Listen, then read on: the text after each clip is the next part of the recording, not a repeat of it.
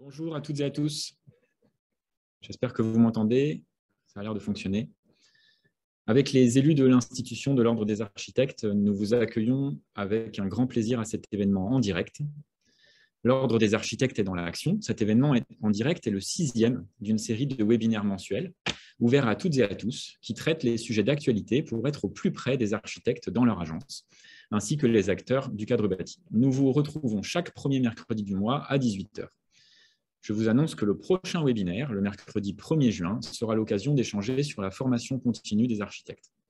Pour en revenir à ce soir, nous sommes ravis de vous retrouver aussi nombreux. Vous êtes plus de 600 inscrits sur ce sujet « Petite ville de demain, quelle place pour l'architecte ?»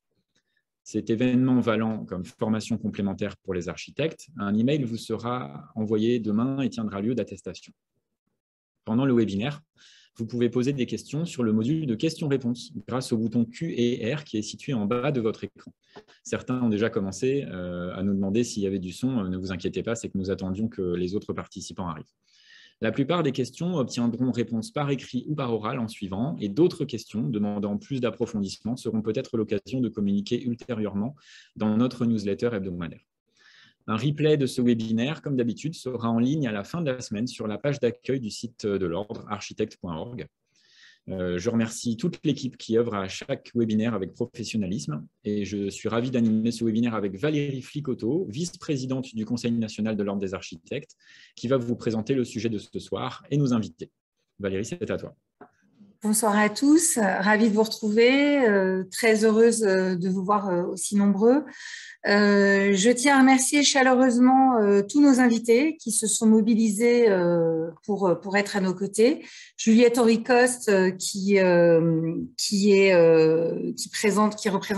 la directrice du programme Petite Ville de demain au sein de l'Agence nationale de la cohésion des territoires. Merci Juliette d'être avec nous. La mairie de Billon qui s'est mobilisée en force, monsieur le maire Jean-Michel Charlat, mais aussi monsieur Fournier qui est là et l'ensemble de son équipe et les référents du programme Petite Ville de demain à la mairie de Billon qui vont nous parler de la relation qu'ils ont avec leur architecte, qui est là aussi. Merci Loïc Parmentier. Qui accompagne du coup la mairie de Billon sur son projet Petite Ville de demain. Vous nous parlerez de cet échange et de ce couple maire et architecte dans la production du travail. Marie Présani est là aussi avec nous. Marie est chef de projet Petite Ville de demain. Elle est aussi architecte et on est aussi très heureux qu'elle soit conseillère ordinale au Conseil régional d'Occitanie. Du coup, je vais laisser la parole à Juliette qui va un petit peu nous présenter le programme, qui va nous détailler justement, du point de vue de la NCT, quelle place pour les architectes dans le dispositif et comment vous pouvez vous investir sur ce sujet. Merci Juliette et je te cède la parole. Merci beaucoup Valérie, bonjour à toutes et à tous. Et je vais tenter le partage d'écran. Est-ce que ça fonctionne? J'espère. Ça a l'air de fonctionner, parfait. Pour commencer, en fait, il me semblait intéressant de débuter avec un exemple particulièrement marquant et récent à Rixheim, dans le Haut-Rhin, avec la résidence des Châtaigniers. On en reparlera avec la chance de Petite Ville de demain, c'est qu'on a une myriade d'exemples très inspirants. Celui-ci, je voulais vous en parler parce que c'est une opération signée par Anne Lacaton et Jean-Philippe Vassal qui a été présentée lors du Forum des solutions il y a quelques mois, qui s'adresse à un public senior et qui, en fait, s'est basé sur une conception de 18 lofts de 70 à 94 mètres carrés avec des espaces communs très ouverts sur la nature.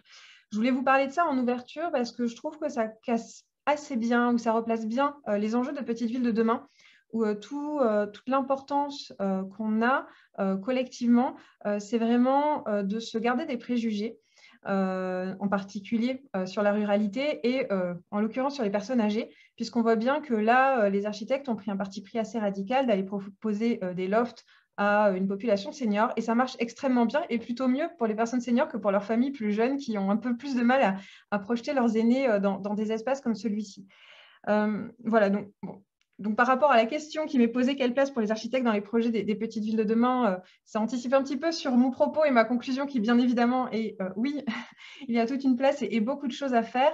Mais en tout cas, voilà, ça me semblait important d'ouvrir le propos sur le fait qu'on peut avoir une grande intelligence dans les usages, travailler sur les liens sociaux et aller chercher de l'excellence architecturale, y compris dans des petites villes et dans des bourgs et partout sur le territoire. Alors, Petite ville de demain, ça s'adresse à 1/3 de la population française. Alors, je suis désolée, la diapo est un petit peu touffue, mais on vous l'enverra.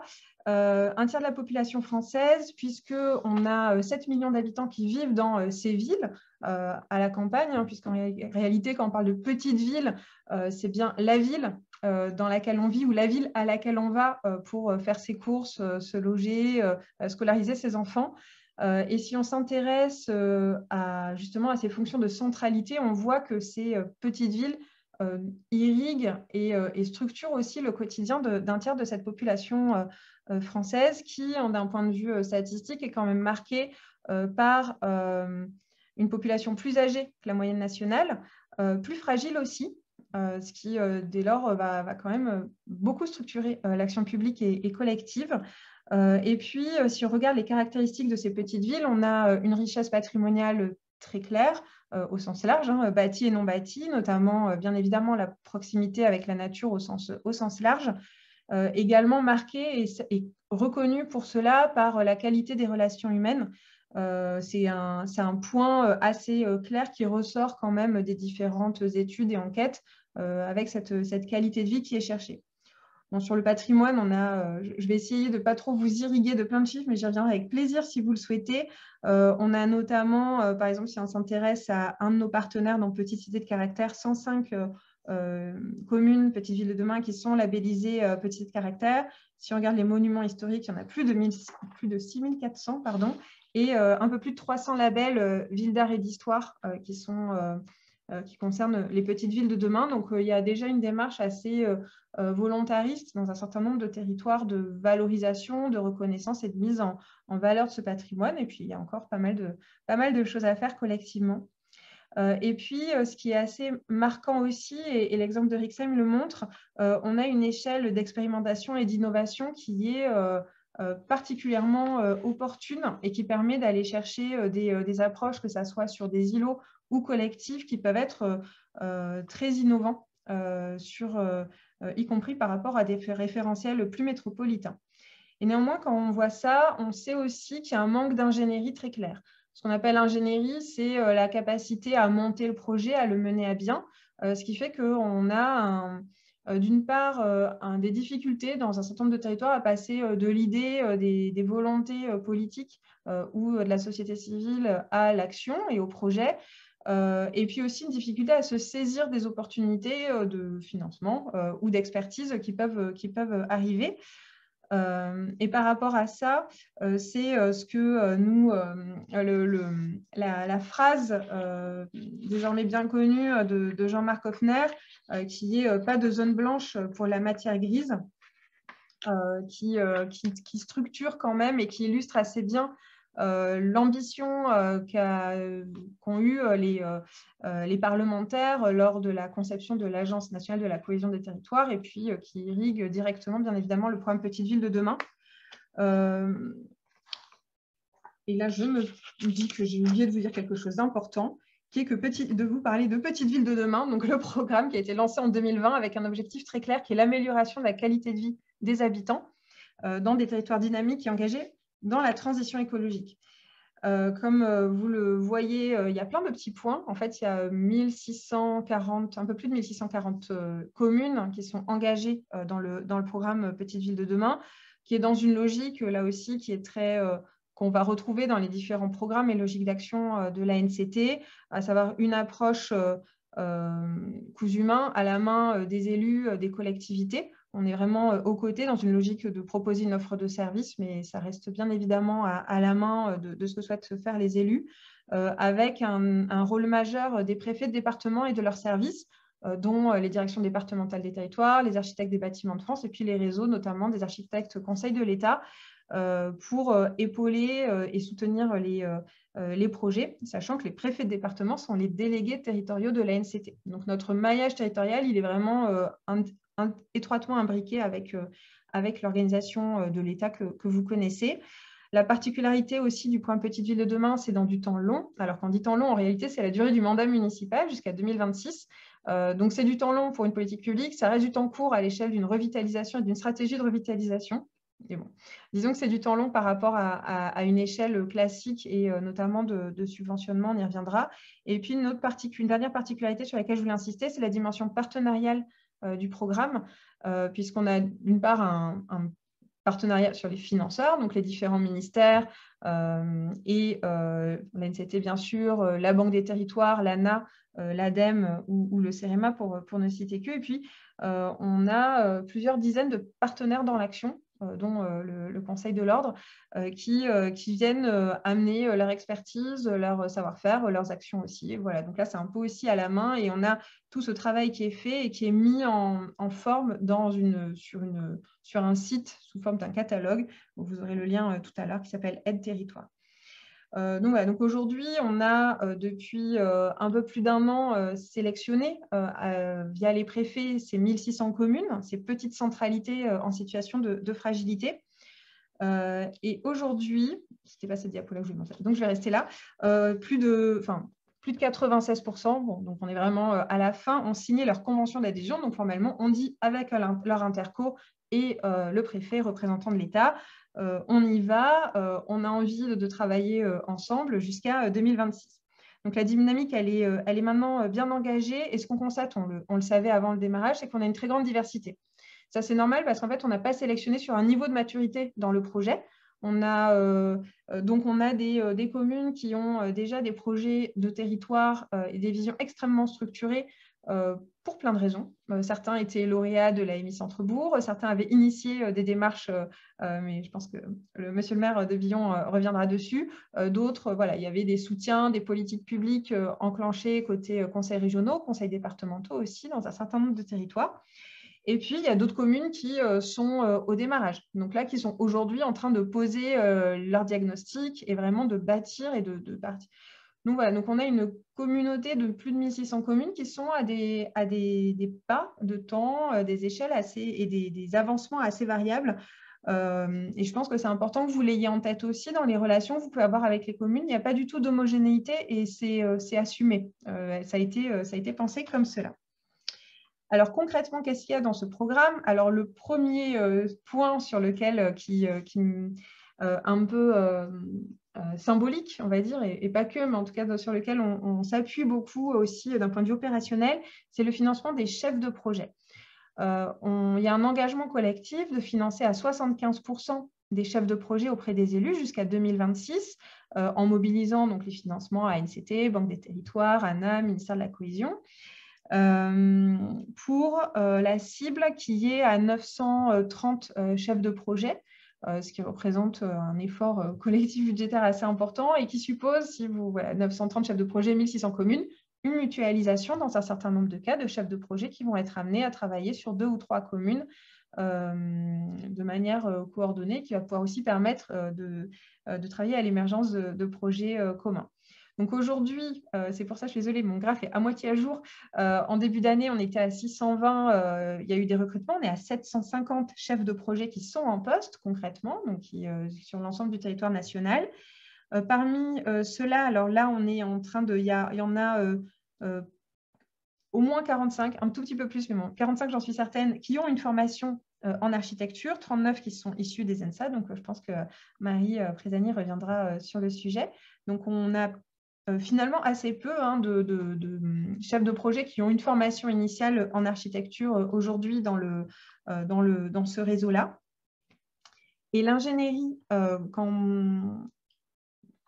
voilà, donc l'ingénierie, c'est aussi la gouvernance, ce qu'on appelle dans l'ingénierie la mobilisation de l'écosystème global, de poser un certain nombre de points de méthode en gouvernance. Et là, derrière, quand on parle de mobilisation globale, je pense bien sûr à la signature qui a été faite au Salon des maires en fin d'année dernière de la Convention régionale de partenariat entre le Conseil régional de l'Ordre des Archis, Cité remarquable de France, etc. Enfin, on voit bien, on a des conventions et des logiques locales. Et ça, c'est bien notre objectif aussi, c'est de structurer et de faire émerger, lorsque c'est nécessaire, des écosystèmes durables aux côtés des collectivités pour permettre que, justement, dans ces temps longs dans lesquels s'inscrivent les stratégies de revitalisation, les élus soient épaulés au mieux. On a également des diagnostics et des études, donc concrètement des financements, où là, si on revient à notre sujet, bien évidemment, on a des mobilisations possibles d'architectes, de professionnels du conseil en architecture et urbanisme. Donc, je parlais des architectes conseils de l'État, mais aussi les CAUE, bien évidemment, les agences d'urbanisme.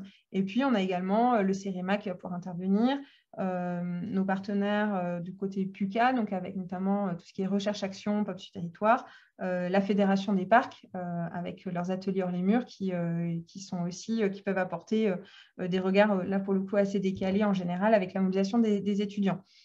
Là, j'ai en tête, alors c'était le volet plus paysagiste, mais par exemple à Murat dans le Cantal, où il y a eu un travail de fait sur la concertation à partir d'un regard, la concertation structurée par une paysagiste, autour des places, justement pour avoir cette approche-là. Donc là, on rejoint et on voit bien, il y a une grande diversité. Donc là, nous aussi, côté ANCT, on ne va pas être prescriptif sur une méthode. En revanche, on est plutôt dans une logique de mettre en lumière des démarches qui nous semblent particulièrement vertueuses.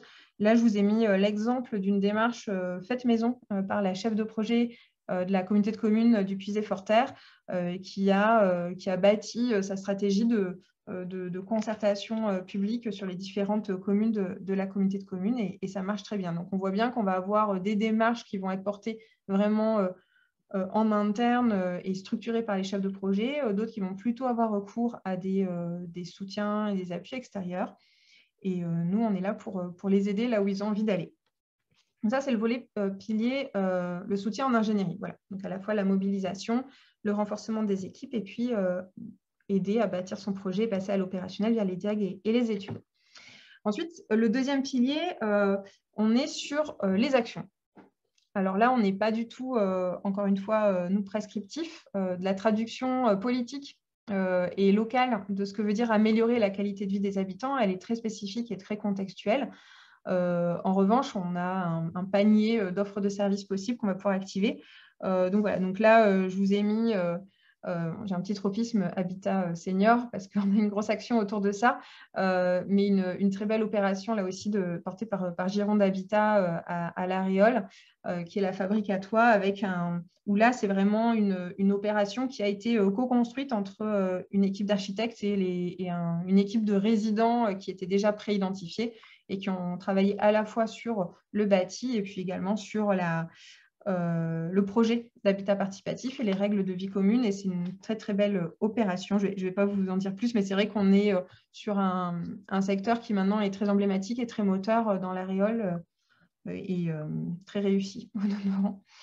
Voilà, donc sur les actions thématiques, ça touche encore une fois tous les sujets, puisqu'on s'intéresse à l'amélioration de la qualité de vie, on peut aller très loin. Donc les petites villes de demain vont pouvoir bénéficier d'accompagnement ou de financement, comme par exemple avec le fonds Friche. On a plus de 280 lauréats PVD sur les 2 premières sessions. Les fabriques de territoire avec les tiers-lieux, des appels à projets, comme avec par exemple notre AMI sur l'habitat inclusif, sur tout ce qui est habitat senior et adapté aux personnes handicapées, où là on a un fonds d'1,5 million d'euros de soutien à l'ingénierie pour cette année en tout cas, des labellisations, donc on en a parlé déjà, notamment donc Fondation du patrimoine par exemple, et puis du soutien au financement des études de maîtrise d'œuvre et de réalisation. Et alors si on s'intéresse aux études de maîtrise d'œuvre, à des opérations spécifiques, là, selon la phase du projet, les prestations que vous pourriez être amenés à remplir peuvent être financées sur des crédits que vous connaissez en réalité, donc les fonds FNAT, DETR et DECIL. Donc là, on va retomber là-dessus avec une priorisation à la main des préfets, sachant que l'enjeu de politique publique petite ville de demain est bien identifié par les préfets. Donc normalement, ne devrait pas poser trop de difficultés dans le montage et pour consolider les plans de financement.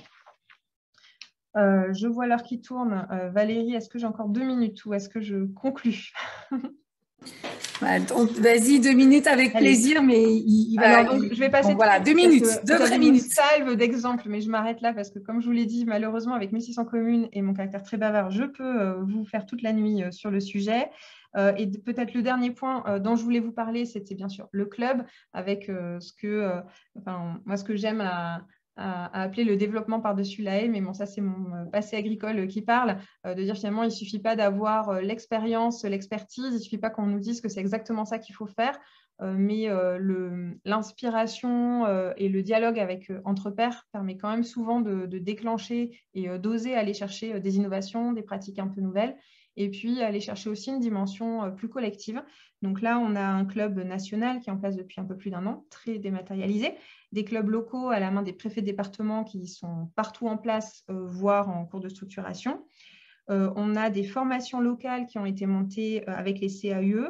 Il y a une formation qui est en cours de lancement, commune CNAM Chaillot, architecte, pour vraiment la dimension architecte du patrimoine et comment on fait pour renforcer les compétences sur ce sujet-là auprès des chefs de projet. Donc ça, c'est tout un module de formation complémentaire pour les chefs de projet qui est en train d'être finalisé. Et pour finir, comment s'impliquer dans Petite Ville de demain? Alors, le premier point, c'est de connaître le programme. J'ai essayé d'être synthétique et je suis bien sûr à votre disposition, mais là, vous avez le lien vers notre site où dessus, vous avez vraiment tout, et notamment le lien pour vous inscrire à l'infolettre, les contacts des délégués territoriaux, adjoints de l'agence, etc. Donc, vous retrouvez tout ça, sachant que l'infolettre, quasiment tous nos événements sont ouverts à tous, donc n'hésitez pas. Il y a presque 200 postes de chefs de projet qui sont encore à pourvoir et qui vont être ouverts, soit qui vont l'être. Et on a une plateforme de référence, pareil, il y a le lien sur notre site. Si jamais vous connaissez ou que vous êtes intéressé pour postuler, n'hésitez pas.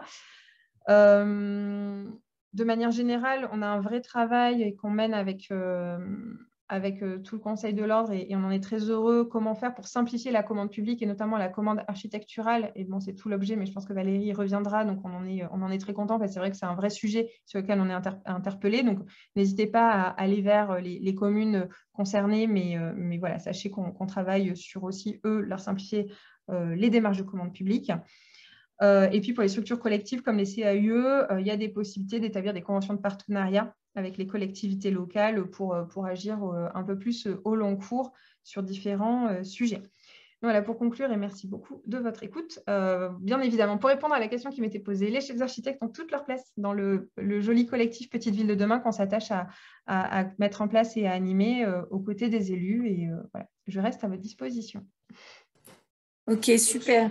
Merci beaucoup, Juliette. Merci, c'était clair. Il y a des questions. On garde toutes les questions. On y reviendra dans le temps final du webinaire, mais il y a déjà des questions qui sont pour toi. Donc, je réserve-toi. Maintenant, je vais céder la parole à la mairie de Billon et à Loïc Parmentier qui vont un petit peu plutôt nous raconter, nous incarner leur expérience sur leur territoire. C'est à vous. Bonjour à toutes et à tous. En ce qui nous concerne, nous sommes partis sur des projets existants puisque nous avions fait faire un certain nombre d'études récentes. Donc, nous n'avons pas pris de nouvelles études. On pensait que le programme qui était le nôtre pour les prochaines années jusqu'à 2026 était suffisamment couvert par les projets que nous avions en cours.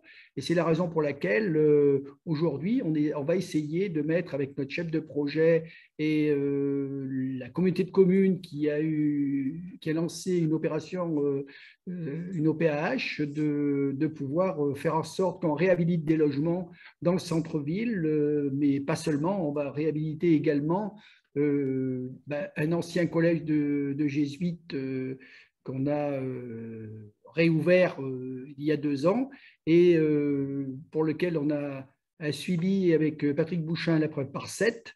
Et puis également la revitalisation du centre-bourg qui avait été initiée avec Loïc Parmentier, justement, en 2019. Mais je pense que je vais laisser la parole à Jacques Fournier, qui, depuis le début, mène les opérations patrimoine et qui connaît dans le détail exactement les opérations. Et je pense que Loïc pourra compléter nos dires et nos projets. Oui, bonjour. En fait, c'est simplement pour vous indiquer la démarche qui a été suivie. C'est surtout une démarche qui a consisté à partir d'une réflexion sur l'urbanisme futur de Billon. C'est une ville d'un peu moins de 5 000 habitants. C'est à peu près 20 à 25 000 personnes dans son bassin de vie. Et la question qui se posait, c'est comment cette ville, qui est à 25 km d'une métropole moyenne, puisqu'il s'agit de Clermont-Ferrand, peut garder son identité dans les décennies à venir. Autrement dit, tout est parti d'une réflexion sur que peut devenir ce lieu de vie dans 30 ans. Et avec un accord, enfin un consensus très fort sur le refus de devenir une ville dortoir, en fait, dont le centre-bourg serait progressivement vidé de son animation, de ses commerces, de sa vie culturelle, en contradiction avec l'histoire même de Billon, très riche du point de vue à la fois patrimonial et culturel. Donc ça a commencé par une réflexion d'urbanisme, sur laquelle je vais passer très vite, bien entendu, mais qui a largement calé ses objectifs sur une vision à 30 ans qui a fait l'objet d'une réflexion collective de l'ensemble des conseillers municipaux à l'époque, mais également avec la participation de partenaires qui ont joué un rôle de médiateurs ou de facilitateurs, notamment le parc Livradois-Forez, dont on fait partie Billon, mais également le CAUE, également la communauté de communes. Et une fois établi ce PLU pour Billon, c'est celui-ci qui a posé sa marque sur l'élaboration d'un PLU intercommunal dans lequel il a été repris intégralement, mais qui a permis d'avoir une espèce de ligne conductrice commune à l'ensemble des communes de ce pôle de vie. Pour aller vite, je dirais qu'ensuite, c'est poser la question par quoi on commence, en quelque sorte.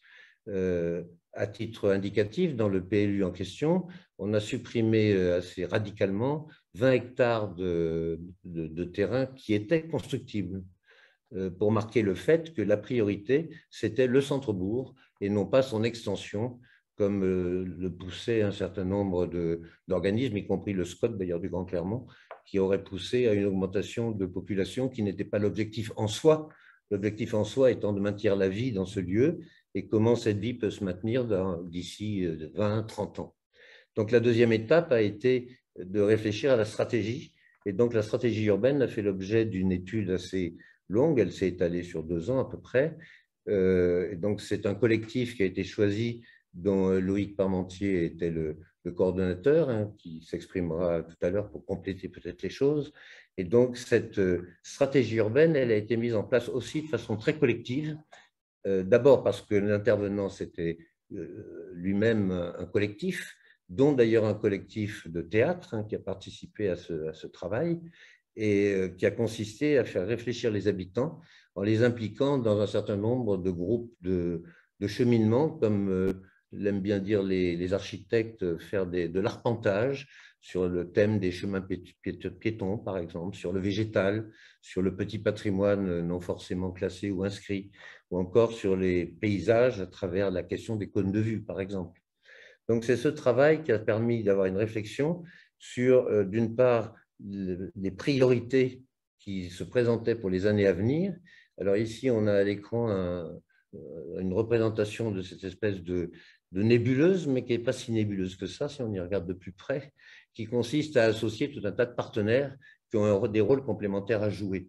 Autrement dit, peut-être pour parler de façon un peu plus abrupte, la question pour une collectivité n'est pas de confier son avenir à des bureaux d'études ou des agences qui savent tout et qui lui permettent d'identifier ses objectifs, mais c'est de faire définir les objectifs de façon plus ou moins précise par les habitants et les élus locaux, et ensuite d'avoir des personnes qui soient capables d'écouter, elles-mêmes de comprendre, de restituer avec des visions complètement complémentaires et pas seulement une vision d'urbaniste ou une vision uniquement agricole ou une vision purement industrielle ou purement commerçante. Voilà, c'est ça l'enjeu de cette démarche qui a conduit justement, pour aller un peu vite, au-delà de la stratégie urbaine qui a été mise en place, d'identifier un certain nombre d'îlots qui étaient prioritaires ou d'actions qui, dans le tissu urbain, étaient prioritaires par rapport à d'autres, jusqu'au stade d'identification de certains immeubles sur lesquels il était nécessaire de porter une réflexion beaucoup plus opérationnelle, en fait, que simplement la réflexion générale. Voilà ce qu'on peut dire en première approche, qui fait que, d'une part, on a travaillé en effet très en amont sur la réflexion générale, comment restituer les objectifs d'une population à long terme, donc à l'échelle de 30 ans. Donc, dans un second temps, comment on le traduit en termes de priorité. Vous avez ici une des phases de l'action de stratégie urbaine qui sont une litanie qui était récitée par l'ensemble des habitants ou des volontaires qui étaient là, consistant dans le conseil municipal, voilà, qui vous donne un peu le ton du travail et du travail à la fois collectif, mais en même temps d'une certaine dynamique et d'une certaine joie, quoi, par rapport aux objectifs qu'on pouvait se donner. Alors, je vais peut-être laisser la parole à Loïc qui pourra compléter sur certains points. J'insiste quand même sur le fait qu'on est allé assez loin après, une fois identifié un certain nombre de secteurs prioritaires, pour mettre en œuvre évidemment les actions elles-mêmes. À titre d'exemple, une des places centrales de Billon, très problématique parce que à la fois très fréquentée, mais surtout servant essentiellement de parking de voitures, comment la reconfigurer? Donc ça a fait l'objet d'un travail qui a duré une année presque, consistant à inviter les habitants à imaginer comment cette place pourrait être dans le futur. Et donc, d'y associer aussi une équipe de collectifs d'architectes et d'urbanistes et de charpentiers qui ont contribué à la concrétisation des propositions qui étaient faites par les habitants. Ça, c'est un exemple d'espace public.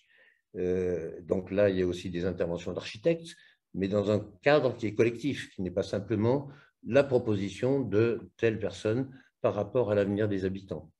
On a d'ailleurs sur ce plan que vous voyez sur l'écran, l'identification, que vous ne pouvez pas déchiffrer dans le détail, mais des principaux secteurs prioritaires en termes d'aménagement pour les années futures.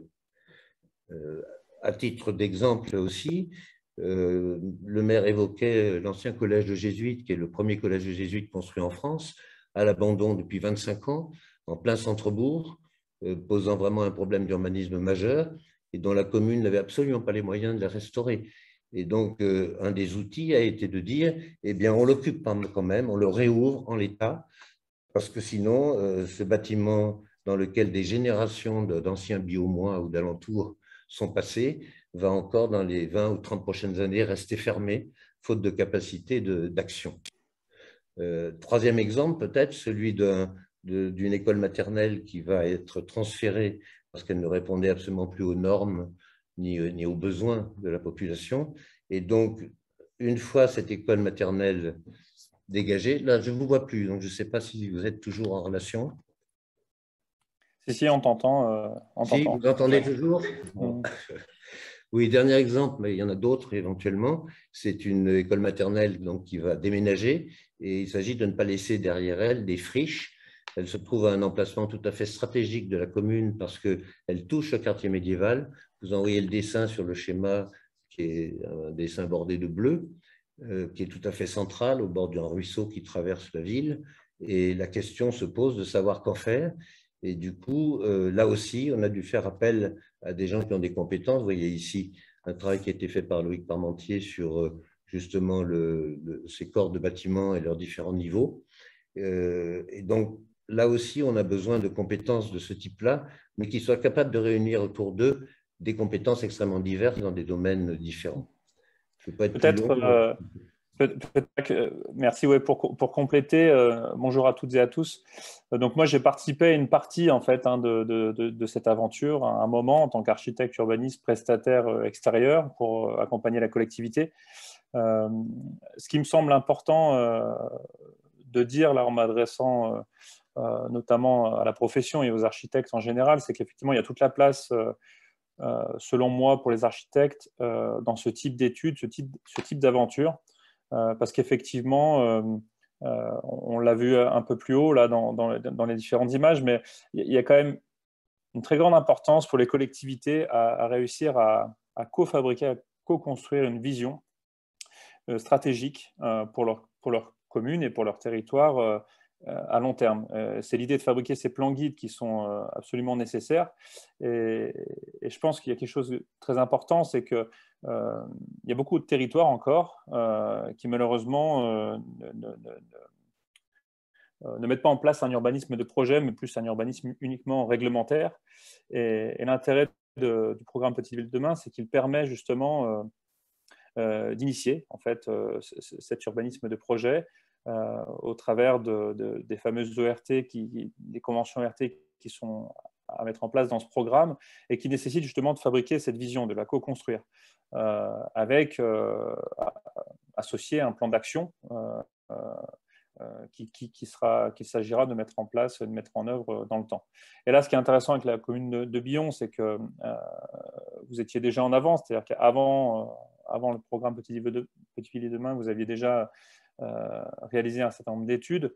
On l'a vu, hein, ce sont des études participatives qui mettent en œuvre des éléments concrets, des déplacements de choses dans la ville en général, et puis qui sollicitent surtout la population, les acteurs, les partenaires en général.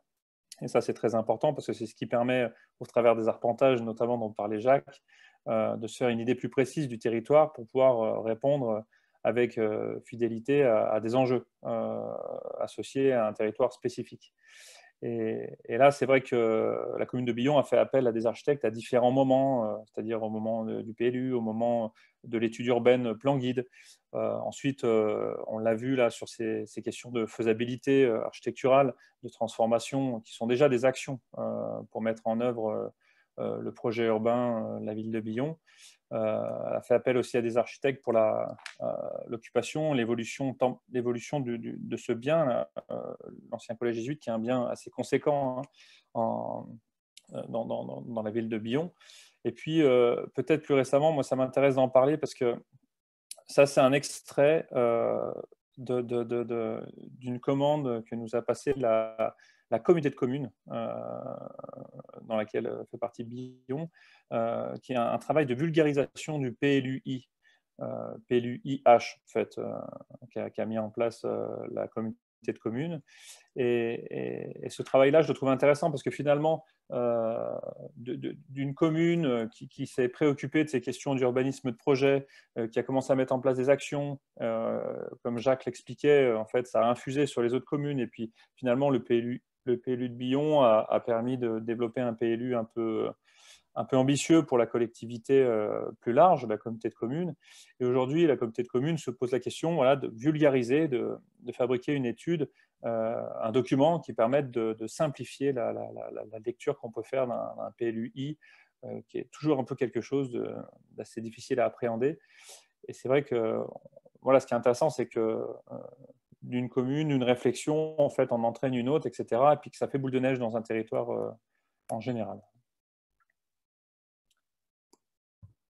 Ok, merci. Je suis désolée parce que c'est vraiment passionnant. J'aurais vraiment envie de vous laisser parler encore toute la soirée. On est tenu par un planning qui est très serré. Donc, je vais maintenant donner la parole à Marie Présani, mais il y a déjà beaucoup de questions. Donc, on va rediriger les questions vers les uns et les autres après l'intervention de Marie. Voilà, merci beaucoup. Donc, bonsoir, je suis chef de projet Petite Ville de demain pour la communauté de communes de Val-de-Gers qui compte 10 200 habitants pour deux communes qui sont Petite Ville de demain, 1500 et 1100 habitants. Donc en fait, le rôle du chef de projet, c'est 3 grandes missions. La première, c'est aider les élus dans l'élaboration de leur projet de revitalisation territoriale et en fait de définir la programmation et d'articuler l'ensemble des projets qu'ils veulent porter sur le temps de la convention, donc 6 ans, mais aussi de projeter leur ville et village sur les 10-20 prochaines années. Après, c'est la mise en œuvre du programme d'action. Et donc, en fait, c'est piloter et animer tout le programme sur les 6 prochaines années. Donc, en fait, quelles sont les compétences d'un architecte dans le cadre du poste de chef de projet Petite Ville de demain? C'est d'abord une capacité de synthèse, c'est une connaissance technique en fait, des acteurs spécifiques du cadre réglementaire de l'acte de construire et d'aménager. C'est aussi la connaissance des enjeux qui sont plus larges, donc la qualité du cadre de vie, le zéro artificialisation nette, la transition écologique, le patrimoine. Et donc, en fait, c'est un rôle de sensibilisation des élus et puis d'accompagnement en fait, sur leurs projets pour les pousser plus loin. C'est aussi finalement des connaissances des marchés publics, que ce soit en amont dans des études stratégiques ou après, par la suite, pour la maîtrise d'œuvre et les opérations de construction ou d'aménagement. C'est la mobilisation des équipes. En fait, c'est des casquettes ça qu'on mène dans nos rôles d'architectes qui font la maîtrise d'œuvre. C'est aussi prendre en compte tous les outils qui sont existants, quand il y en a, donc c'est articulé avec le SCOT, les PLU, les PLUIH, éventuellement les SPR, et donc c'est accompagner des élus sur la compréhension de ces outils et éventuellement projeter ces mises en œuvre là aussi. Et ensuite, donc il y a effectivement, c'est un rôle particulier de l'architecte dans le cadre de ce poste, mais finalement, j'ai aussi affaire à des architectes dans un autre cadre. C'est des architectes qui font de la maîtrise d'œuvre ou éventuellement du diagnostic. Donc, il y a une intervention en amont de la signature de la convention. C'est dans toute la phase préalable, en fait, qui est la phase de définition de la stratégie et éventuellement des plans guides. Donc, dans ce cadre-là, en fait, pour ma part, on a lancé 2 études stratégiques, une pour chaque collectivité.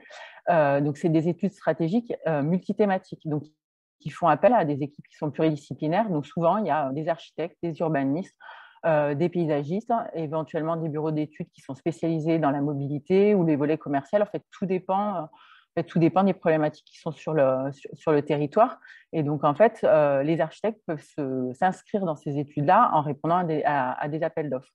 Et ensuite, il y a tout un travail qui est en aval en fait, de la signature de l'ERT ou qui peut se faire en parallèle s'il y a des projets qui sont plus mûrs dans l'accompagnement des élus dans le cadre d'études de programmation d'opérations et dans des appels d'offres de maîtrise d'œuvre. Voilà, et en sachant qu'effectivement, les architectes donc, non seulement peuvent répondre à ces appels d'offres en maîtrise d'œuvre, mais dans le cadre de la programmation, il y a des opérations finalement qui seront identifiées, qui ne seront pas forcément des opérations de marché, portées par les collectivités. Il y a aussi des opérations qui sont parfois portées par les privés. Donc, à un moment donné, un cabinet d'architectes peut aussi avoir un porteur de projet privé qui va répondre en fait dans le cadre de cette programmation-là. Voilà, c'était un petit panel rapide de l'architecte dans le cadre de Petites Villes de demain. Ok, super. Merci beaucoup, Marie. Donc, on voit que effectivement, les architectes, ils sont attendus à plusieurs niveaux, que ce soit très en amont en tant que chef de projet, mais après pour aider sur les plans guides et in fine, quand les choses seront opérationnelles dans les équipes de maîtrise d'œuvre plus classiques de bâtiments. J'ai quelques questions et notamment une salle de questions sur les financements qui s'adresse peut-être plutôt à la NTT et à Juliette Auricoste, qui serait le chef de projet, sur le profil des chefs de projet, sur la question des financements. Donc, comment sont fléchés effectivement ces financements chefs de projet et comment sont financés ces postes. Voilà, donc ça, c'est peut-être, Juliette, si tu peux nous répondre un peu. Donc, sur les chefs de projet, comme je l'évoquais, en gros, la mesure, c'est un financement via une subvention aux collectivités qui portent le recrutement. Donc, aujourd'hui, c'est à 60% des intercos, à 40% des communes, pour le bénéfice des communes Petites Villes de demain. Cette subvention de 75%, elle est attribuée via 2 leviers, puisqu'en fait, comme je l'évoquais, on a un financement un peu composite qui mobilise en réalité jusqu'à 4 financeurs. Donc, on a mis en place un tuyau budgétaire unique. Bon, je ne vais pas vous rentrer dans la tambouille administrative, mais donc sachez que de toute façon, tout arrive chez le préfet on a mis en place un gros tuyau budgétaire et dans lequel on met tout au niveau national et qui descend via un tuyau unique au préfet. Donc, on a déconcentré ces crédits au préfet qui ont donc les budgets pour financer via une subvention finalement assez classique, sous un format classique, un financement atypique. Voilà, donc c'est vraiment recrutement porté par la collectivité bénéficiaire et qui bénéficie ensuite de subventions à 75%. Okay. Il y a aussi une question qui est sur le club des partenaires et qu'est-ce que c'est de manière concrète sur le territoire, ce club Petite Ville de demain. Est-ce que tu peux nous en dire un peu quelque chose? Oui, bien sûr. Parce que bon, tu nous as décrit le club national, mais je pense que ce qui est intéressant là, c'est plutôt le niveau territorial. Ah, le club national est aussi intéressant, je pense, parce que justement, tout est ouvert et il y a quand même un apport, notamment on fait des semaines thématiques, notamment sur l'habitat, le patrimoine ou l'engagement et la participation citoyenne qui peuvent être intéressants aussi et où tout est disponible, tant les vidéos que les valorisations écrites qu'on peut en faire. Au niveau local, ce qui a été demandé par la ministre d'alors au préfet, c'est la mise en place de clubs départementaux. Sans préjuger du format que ça allait prendre. Donc, nous, on a un travail d'animation des collègues parce qu'en fait, en réalité, on a des organisations, des modalités organisationnelles qui vont dépendre de l'écosystème. Par exemple, en PACA, la préfecture a une convention avec l'agence d'urbanisme et l'animation qui est faite au bénéfice des petites villes de demain est opérée, pensée par l'agence d'Urba. Dans certains départements, il y a une coordination, un partenariat très étroit avec le CAUE. Dans d'autres, je pense à la Creuse par exemple, c'est avec le conseil départemental. Et puis dans certains cas, ça va être vraiment porté en interne par préfecture et DDT le plus souvent. Donc là, on a un peu une géométrie variable. C'est pour ça, dans l'onglet, là, dans l'outil questions et réponses, j'ai mis le lien vers les contacts des référents État dans chaque département. Donc, c'est notre annuaire qui vous permet de retrouver le bon interlocuteur. Si vous ne savez pas, en gros, il faut vous adresser au secrétaire général de la préfecture de département et au directeur départemental des territoires qui seront ensuite réorientés vers les bons collègues. Donc, en gros, ça va se matérialiser. Ça peut être des réunions, des visites de terrain. Ça y est, on commence à avoir, en plus avec un peu moins de Covid, ça permet quand même de faire plus de présentiel. Donc, il y a le plus souvent des organisations de visites croisées. Dans certains cas, des formations qui sont organisées, par exemple avec les CAUE. Donc là, c'est vraiment assez varié. Et nous, on est en train d'observer, de mettre en réseau, de faire une sorte d'animation de communauté en interne à l'État, justement, pour partager de bonnes expériences aussi en interne à l'État. Ok, super. Merci Juliette. Du coup, il y a une question qui s'adresse plutôt à la mairie de Billon.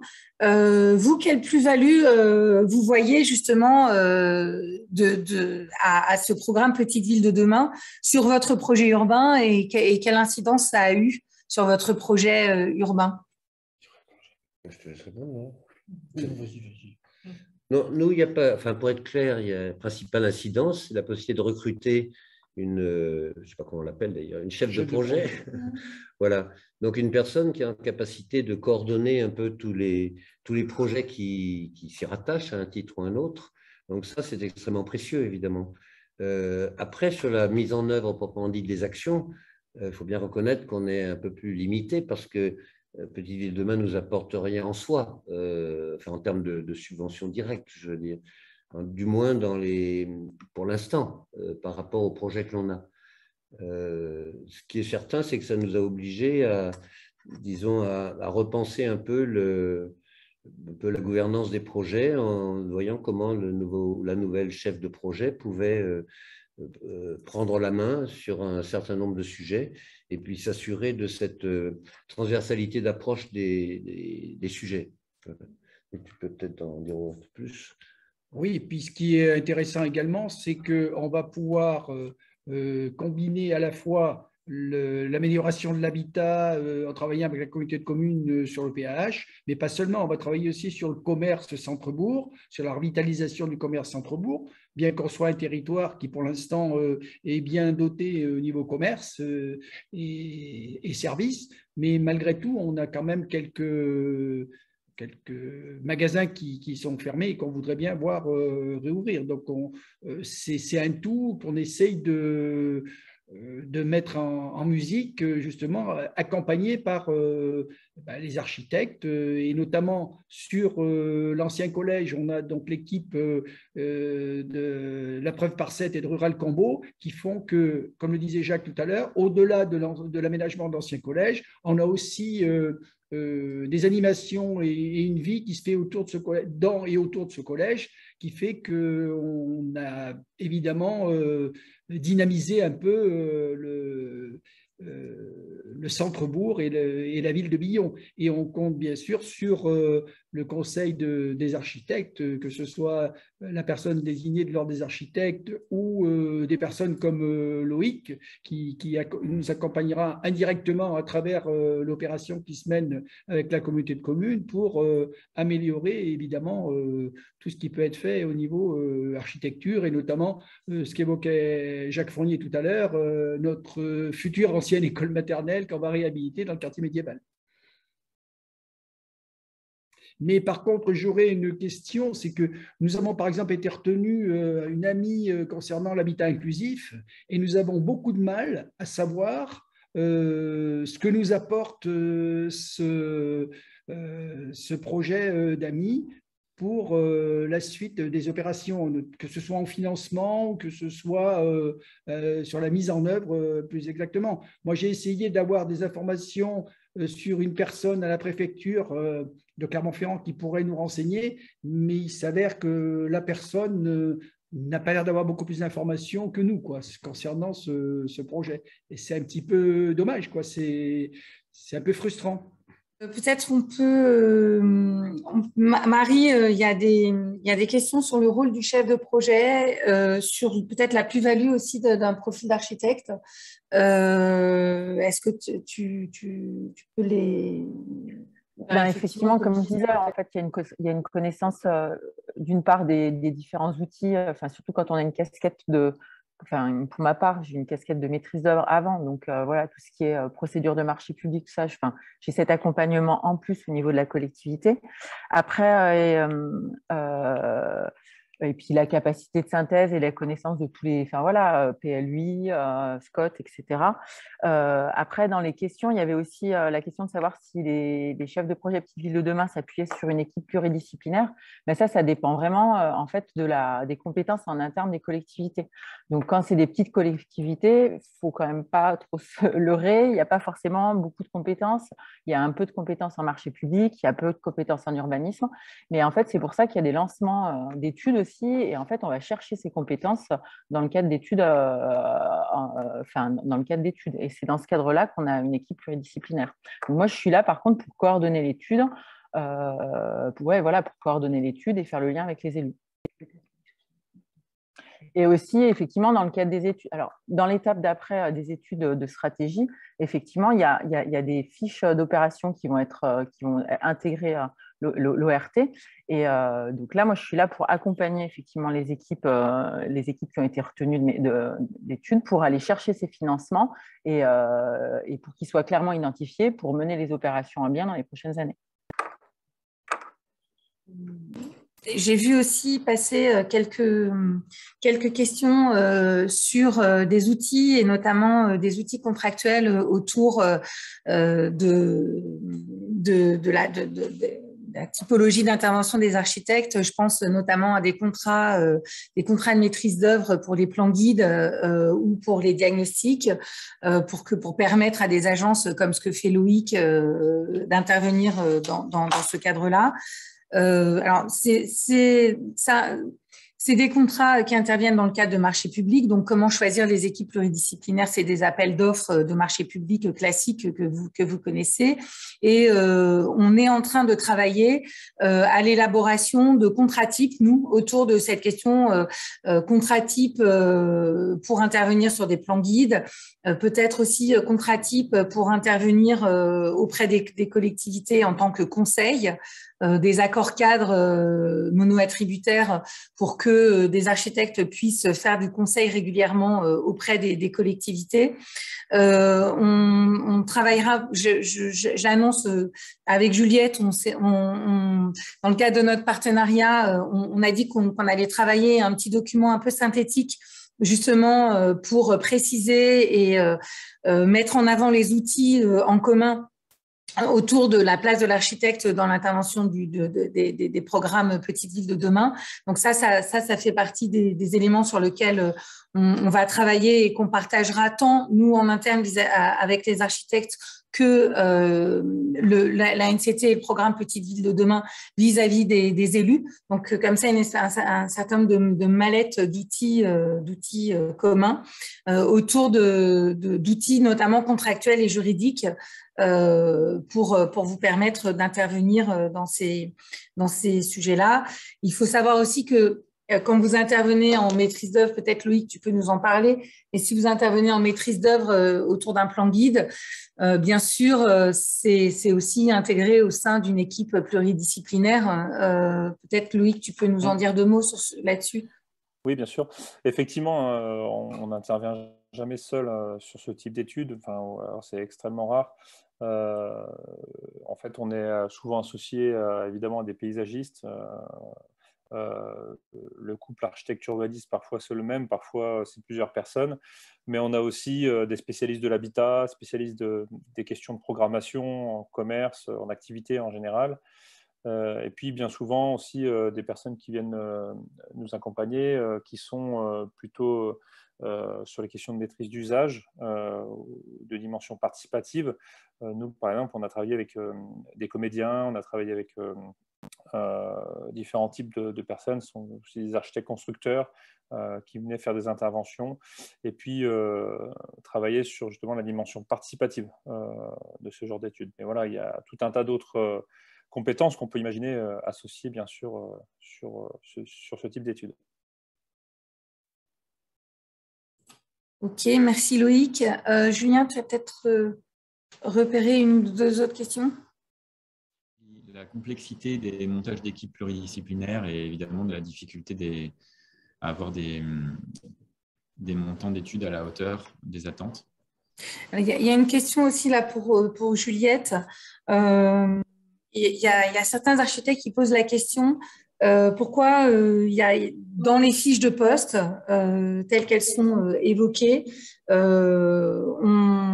du coup on ne parle pas de cette compétence architecte. Alors je pense que, je te laisse répondre Juliette, mais Oui, tout à fait. Pardon, je répondais en parallèle. J'ai répondu par écrit à cette question. Comme évoqué, en réalité, le recrutement et donc les attendus sont vraiment à la main des collectivités qui recrutent. C'est vraiment toute l'idée du programme. Donc nous, on a un socle de base, un squelette, un peu une figure imposée, mais assez ramassée, qui conditionne aussi l'octroi de la subvention, bien sûr. Après, il y a une coloration qui est vraiment à la main du local. Cela dit, j'ai en tête certaines communes qui cherchaient des profils architectes et qui nous avaient demandé si c'était possible. On a dit oui, bien sûr. Donc voilà ce que j'évoquais à l'écrit. Je pense qu'il y a encore un travail de pédagogie aussi à faire collectivement.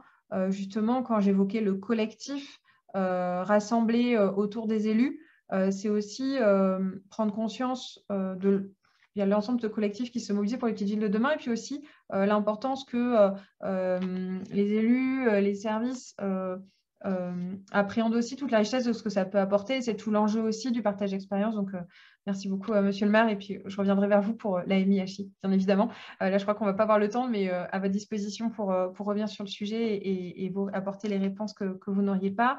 Et il y a un travail de pédagogie un peu général. Parce que comme on l'évoquait là tout au long de l'heure, c'est vrai que nous, on est intimement persuadés de la valeur de la réflexion collective, y compris d'architectes, le plus en amont possible du projet de territoire et puis des projets plus de conversion d'îlots, etc.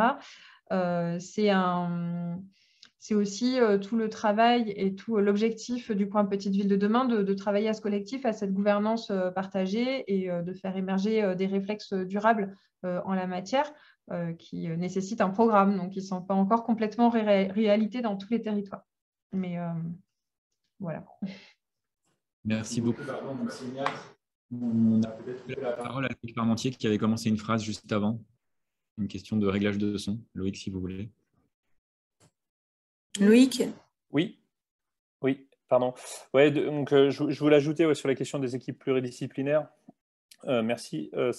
Le fait qu'effectivement, là, il y a une question qui a été posée sur le fait que parfois le montage demandé est un peu pléthorique en fait, hein, de compétences dès la base du montage d'une étude, du démarrage d'une étude. C'est vrai que parfois il est trop pléthorique en fait, et que parfois il est plutôt, à mon sens, hein, par expérience, pour en avoir fait un certain nombre et dans différents territoires, dans différentes configurations, il n'est pas inintéressant d'imaginer avoir une équipe peut-être plutôt resserrée au départ, constituée autour des concepteurs que sont les paysagistes, architectes, urbanistes, bien souvent, et qui puisse faire appel par contre, dès qu'il est nécessaire, à d'autres compétences complémentaires, comme par exemple justement les programmistes, les spécialistes habitat, etc. etc. Et dans ce cadre, ce que je voulais aussi dire tout à l'heure, c'est que le contrat type accord-cadre, il a ça d'intéressant qui permet de lancer une aventure un peu longue, sur le temps long, parce qu'en fait, ce type d'études et ce type de réflexion, elle se mène sur le temps long, hein, ça se fait absolument pas comme le temps de l'architecture, c'est beaucoup plus long que ça. Et c'est un temps long qui est intéressant entre les élus, enfin le maire et l'architecte, en gros. Et ça, c'est vraiment ce type de contrat accord-cadre qui le permet dans le temps. Alors, je suis vraiment désolée parce qu'on a encore plein de questions et on a vraiment envie de continuer à discuter, mais on s'est donné un tout petit peu de temps supplémentaire, mais on a débordé. On va devoir conclure. Donc, comme d'habitude, toutes les questions qui n'auraient pas trouvé réponse feront l'objet d'une réponse par écrit dans un prochain bloc-net.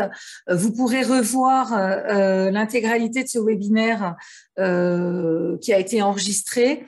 Je précise aussi que, a priori, il est prévu que ce webinaire soit mis en ligne aussi dans les réseaux Petites Villes de demain. Pour que des élus puissent éventuellement le revoir.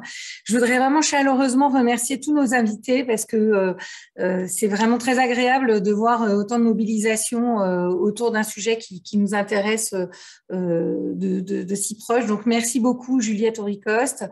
Merci beaucoup à toute la mairie de Billon, Jean-Michel Charlat, Monsieur Fournier. Merci de votre temps. Merci Loïc aussi d'avoir pu participer avec nous aujourd'hui. Merci Marie Présani d'être avec nous ce soir. Je vous rappelle que le prochain webinaire se tiendra le 1er juin. C'est un mercredi de 18h à 19h et qui sera consacré à la formation continue. Et je vous souhaite à tous une très belle soirée et merci de votre attention.